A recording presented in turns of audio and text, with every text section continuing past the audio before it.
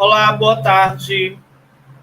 Sejam todas, todes e todos bem-vindos a mais um episódio de Comunicação em Movimento. Esse é um espaço de conhecimento produzido pelo EMERGE, Centro de Pesquisas em Produção, Comunicação e Emergência, da Universidade Federal Fluminense, sob coordenação do professor Dr. Adilson Cabral.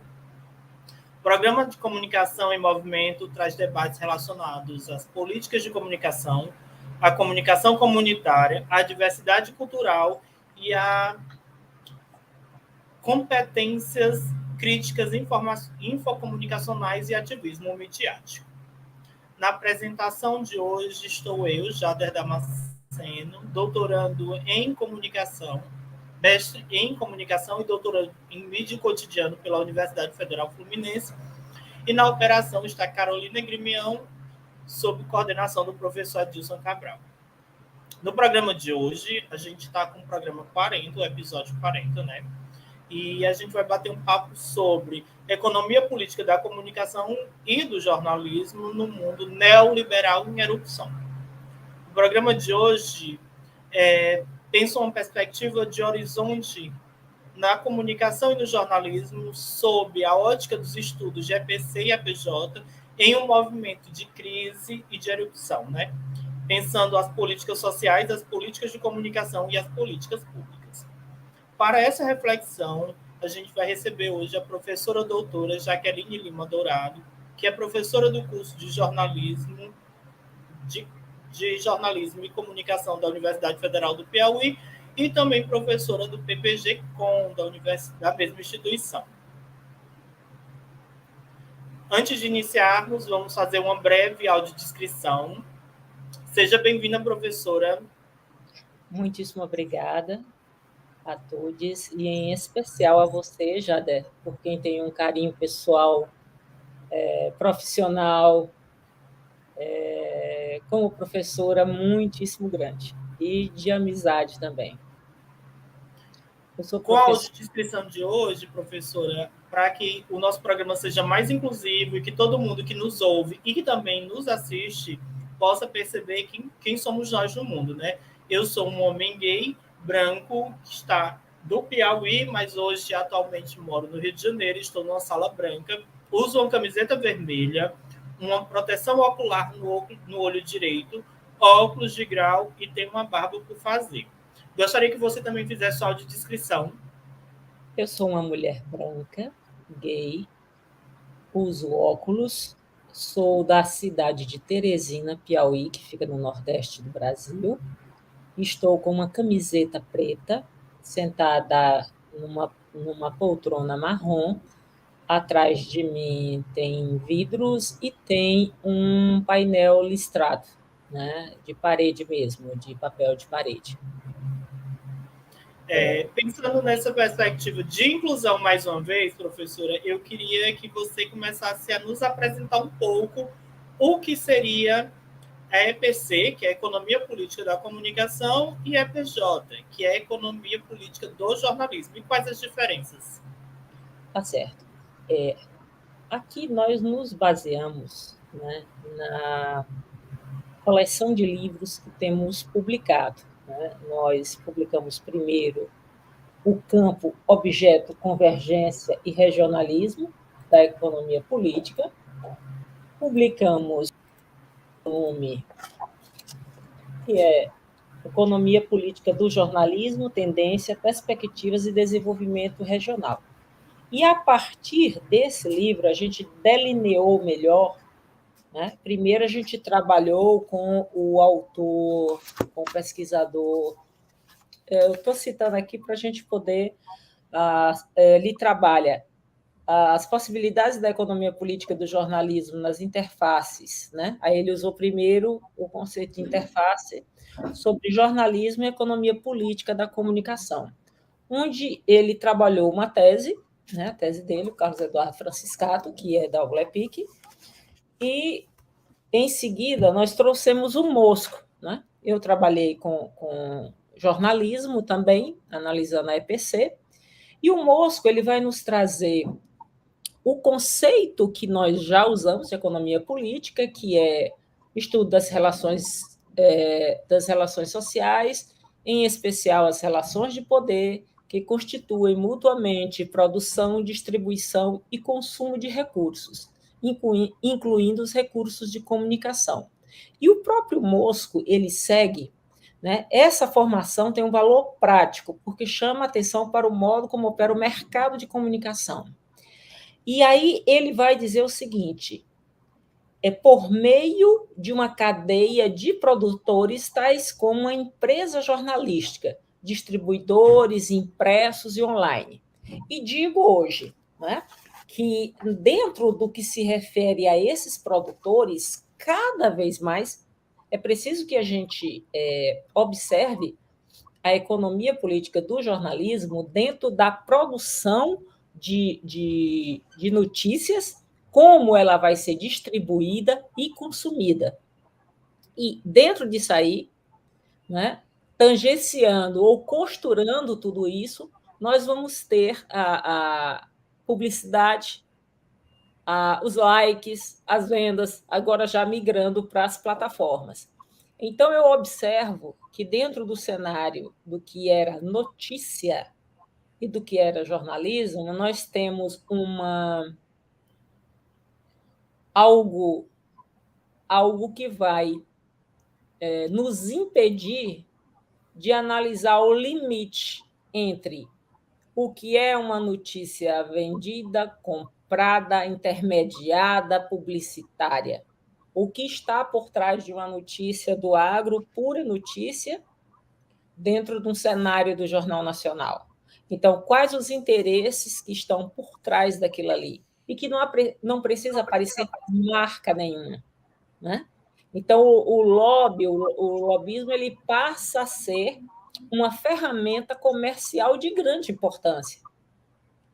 Hoje nós temos mais publicidade, eu não vou usar o termo velada, porque ela é descarada, né? Então, nós hoje temos mais publicidade dentro da notícia do que a notícia. Pensando nesse movimento de entender a economia dentro dos estudos de comunicação e do jornalismo, né?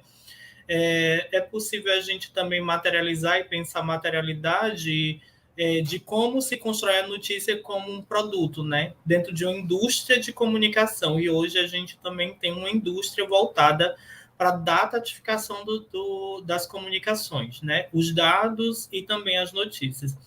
Eu queria aproveitar para perguntar onde é que a gente encontra, em qual lugar se encontra a economia política da comunicação, do jornalismo e os estudos de cultura, né?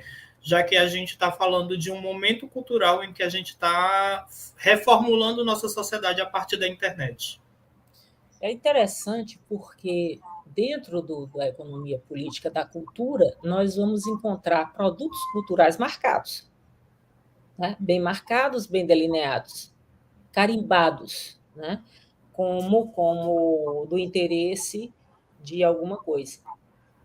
Então, hoje também se configura uma certa dificuldade em observarmos aquilo que é uma manifestação cultural, aquilo que é um incentivo à cultura e aquilo que se enquadra exatamente numa perspectiva de promoção de algo, alguma coisa para algum lugar, né? Então, a economia política da cultura, ela vai envolver todos esses temas.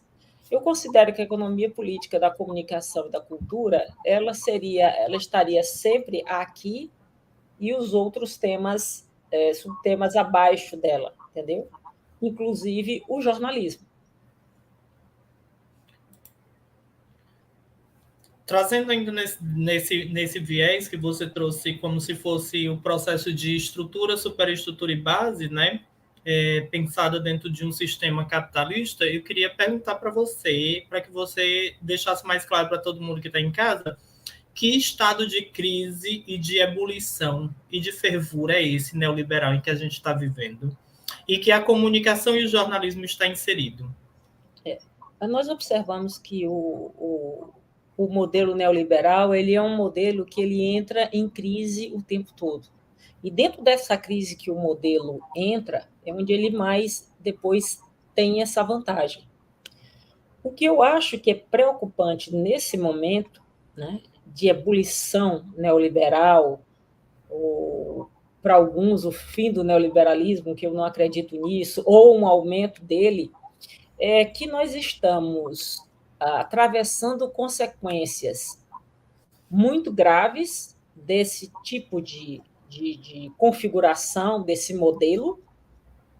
Quando eu digo graves, é preciso que a gente observe o estado de mundo atual e os diferentes mundos em que nos encontramos, né?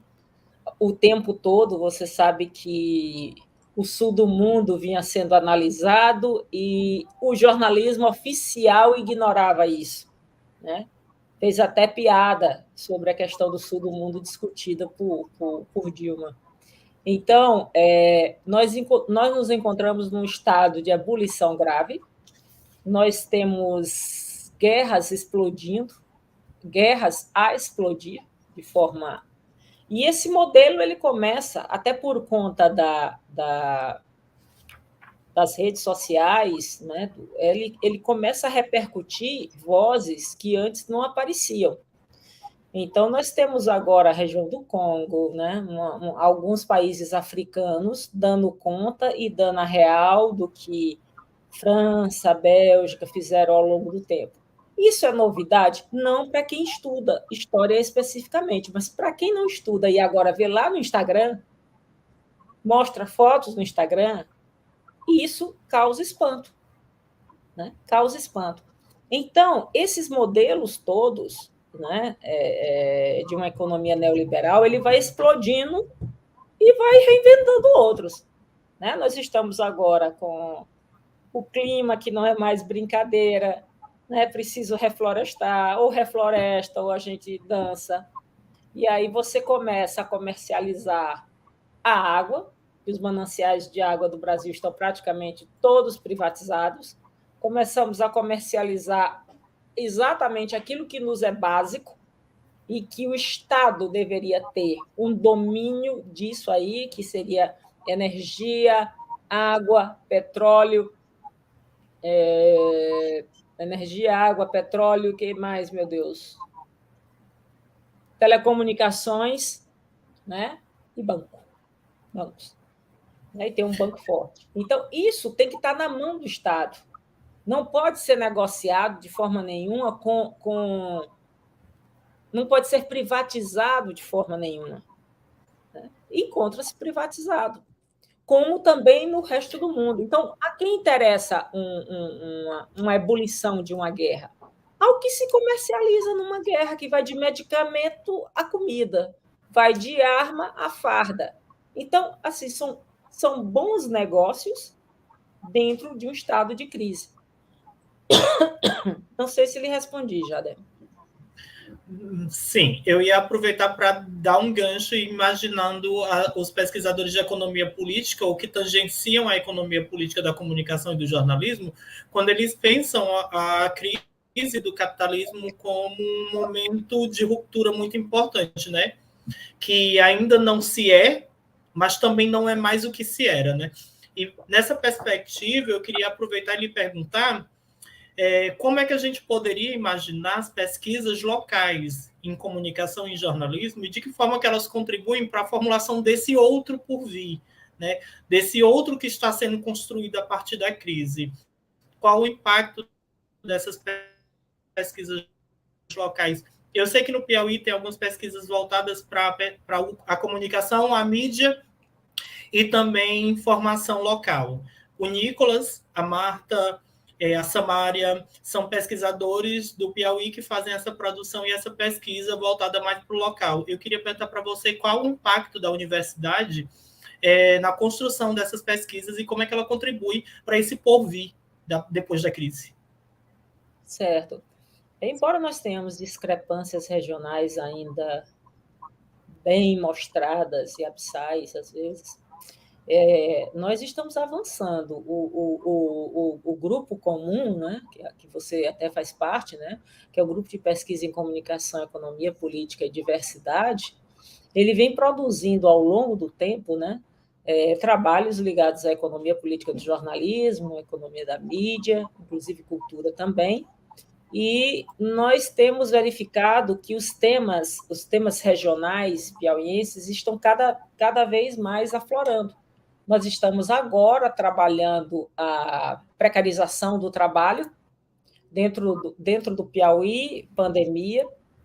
Estamos trabalhando, em específico, a pandemia dentro da UFP, os aspectos orçamentários neste momento, e estamos com uma pesquisa em rede social.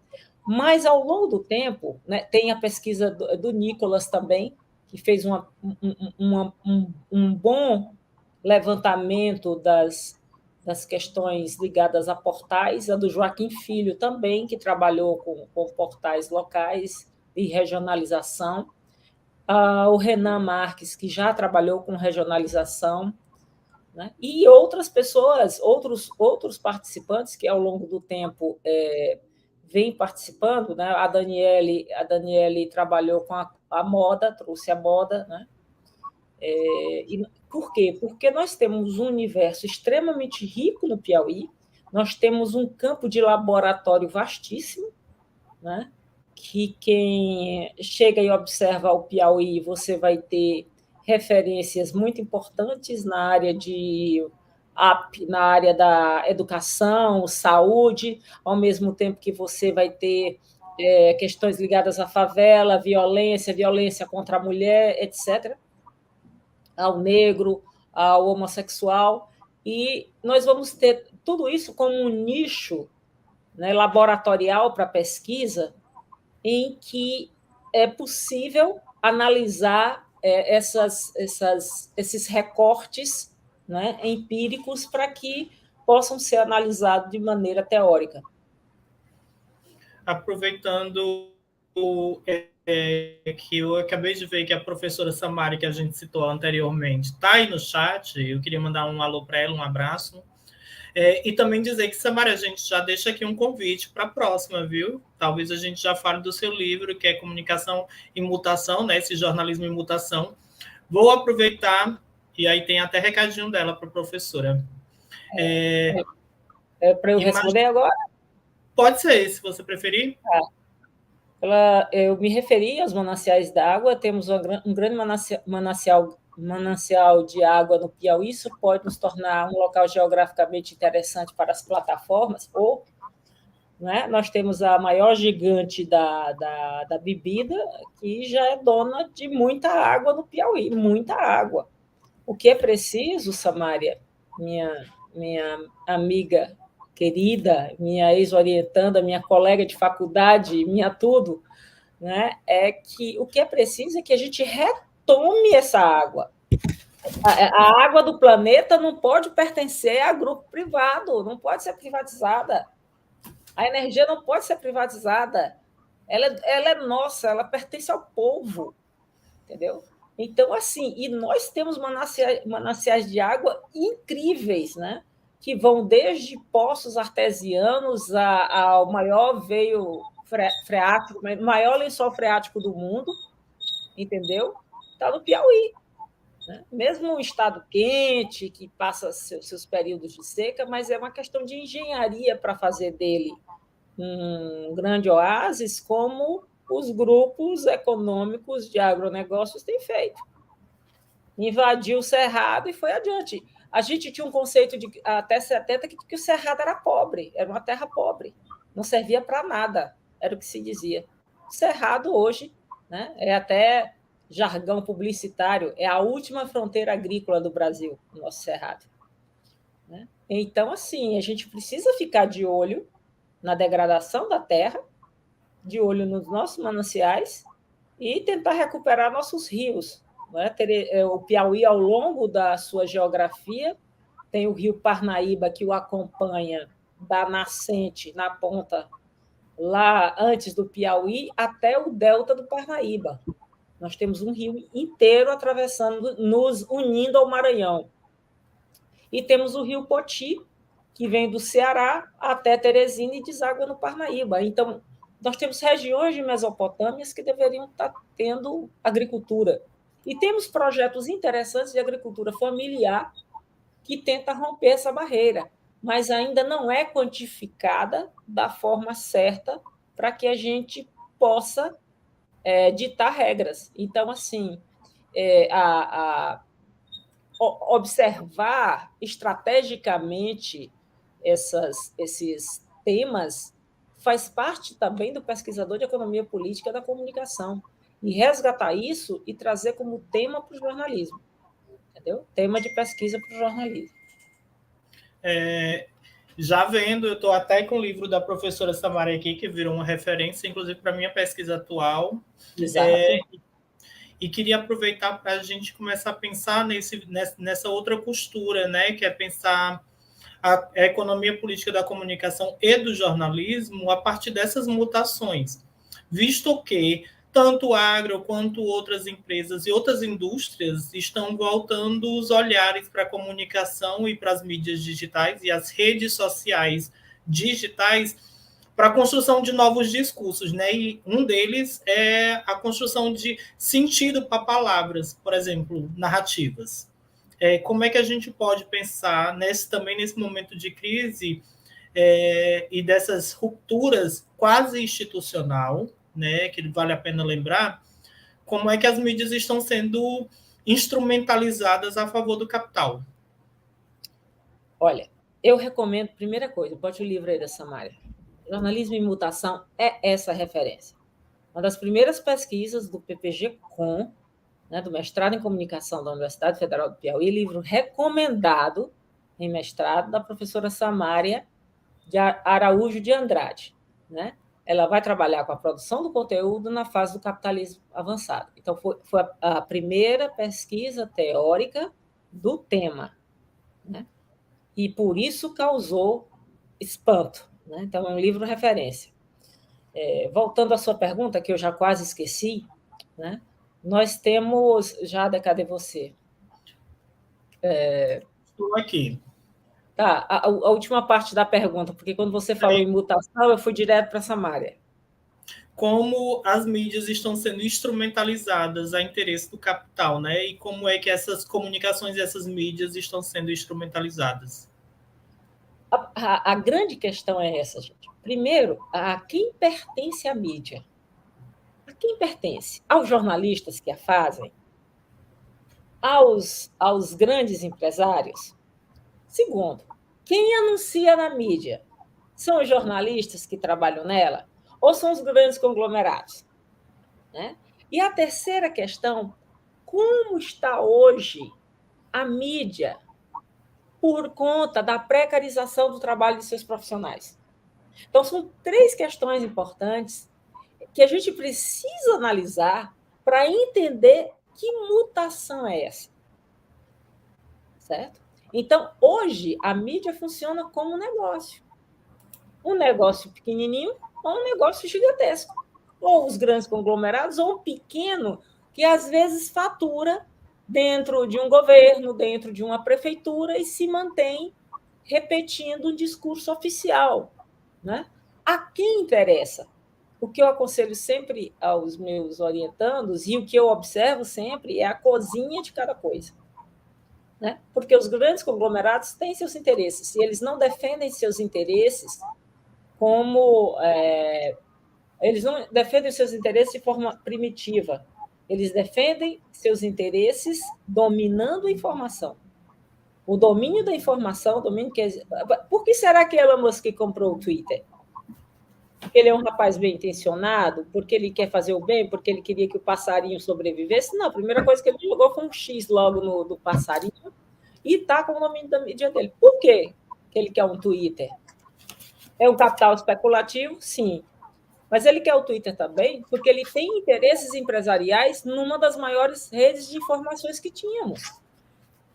Da liberdade que exercíamos lá dentro.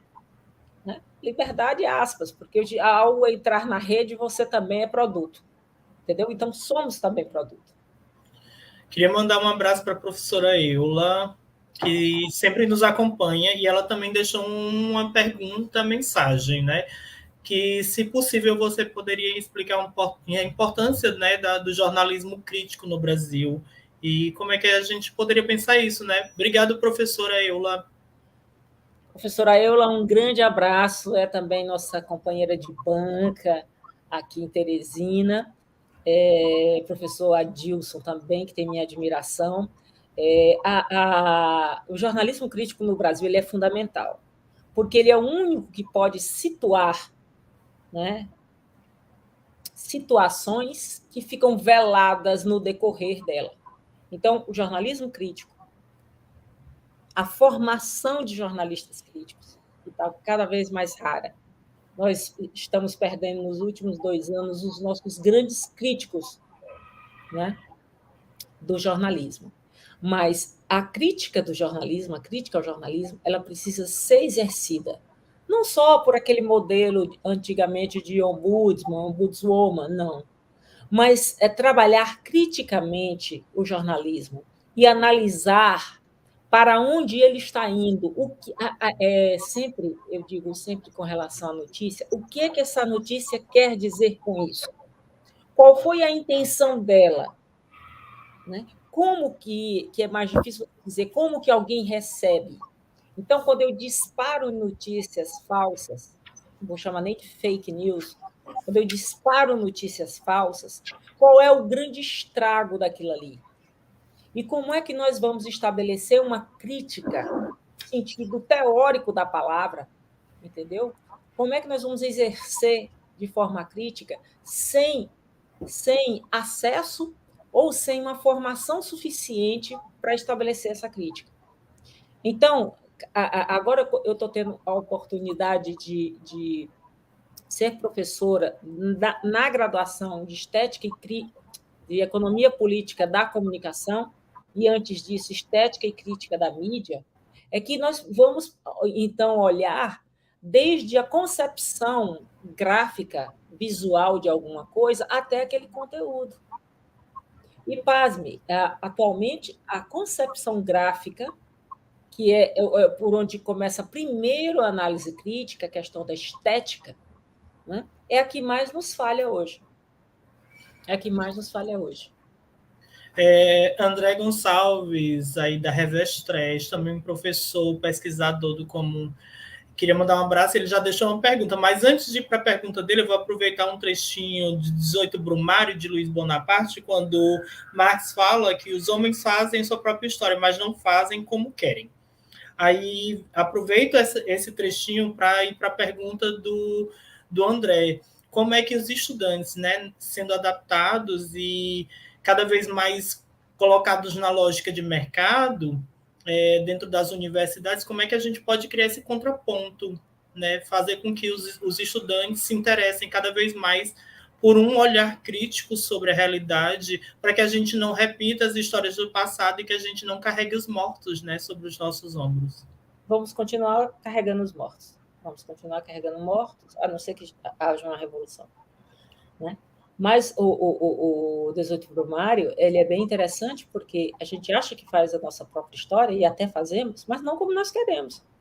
Né? E aí eu vou lá para a musiquinha, né? Cada um compõe a sua história. Né? Tá lá o 18 Brumário lá na música. Né? Mas se carrega o dom de ser feliz, aquela coisa toda, né? Mas é preciso que se conheça, porque você inicia, entra na história, mas ela vai te conduzindo no teu fazer. E com relação, André querido, hoje nós encerramos a disciplina de Economia Política da Comunicação. E a angústia dos estudantes é exatamente o estágio. É exatamente exatamente as condições adversas de um estágio. Nós temos um modelo de estágio no Brasil, que eu até gosto, né? Eu acho que, eu não sei se além da USP, alguma outra universidade faz, que é o tempo do estágio, onde ele não tem aula. Porque é triste você entender o aluno que, para sustentar, inclusive a família, se submeta a 300, 400, 500 reais quando sai. E aí onde entra um governo e seja forte e que pense de forma inclusiva, de forma que assista também o estudante. Porque quando ele recebe esses valores para permanecer na universidade, fazendo atividades lá dentro, ele não tem que ir, por sobrevivência dele e da família, atender aos acenos da lógica do mercado. Né? Então, a economia política da comunicação e a disciplina estética e crítica da mídia, elas têm que contribuir para saber que se eu for, eu sei onde eu estou pisando. Posso até estar por uma necessidade da minha família, mas eu sei aquilo que estou fazendo. O nosso tempo é muito curtinho do programa, né? Infelizmente, a gente tem muito para conversar, mas assim, para quem nos ouve em alguma das plataformas de áudio ou que nos assiste em algum momento histórico, já que a gente está num lugar de hiperconexões e hoje, 25/8/2023, pode ser replicado muitas e muitas vezes e o nosso papo não precisa terminar por aqui. Você pode procurar as plataformas do Grupo Comum no Instagram, no YouTube e também no site oficial do Grupo Comum, além dos parceiros, o Joy Comunicação, que é o grupo de pesquisa da professora Juliana, o novo grupo da professora Samara, que acabou de ser lançado, né? O Trampo, parceiros coadjuvantes que orbitam o comum, que é o COA, a Rede Nacional de Desinformação, o Corre Diário, pesquisas que estão relacionadas e que estão sendo pensadas coabitando o grupo comum. Eu queria muito agradecer a professora Jaqueline. Para quem não sabe, a professora Jaqueline é minha orientadora no mestrado, foi minha orientadora, minha amiga e minha conselheira eterna professora. Queria muito agradecer e pedir para que você, nesses últimos minutinhos, que a gente já está estourando, deixasse um convite para a galera que quer conhecer um pouco mais de economia política da comunicação e as pesquisas do Piauí, né? Visto que a gente é considerado uma vanguarda da pesquisa de economia política. Aí eu quero convidar mesmo todas as pessoas que escutam, todos os espaços abertos. Eu observo que tem muitos bares à noite. E o que o bar faz de dia? Ou no espaço da noite mesmo, por que a gente não abre uma roda de conversa sobre essas questões? Por que a cultura no Piauí está tão segmentada? Há uma ebulição no centro da cidade e outro tipo na zona leste da cidade, que, tentando descrever, a zona leste é uma área dita, aspas, mais nobre. E o centro da cidade, como a maioria das cidades brasileiras, está relegado, abandonado. Ou então vai sofrer uma intervenção em breve e vai virar aquela perfumariazinha.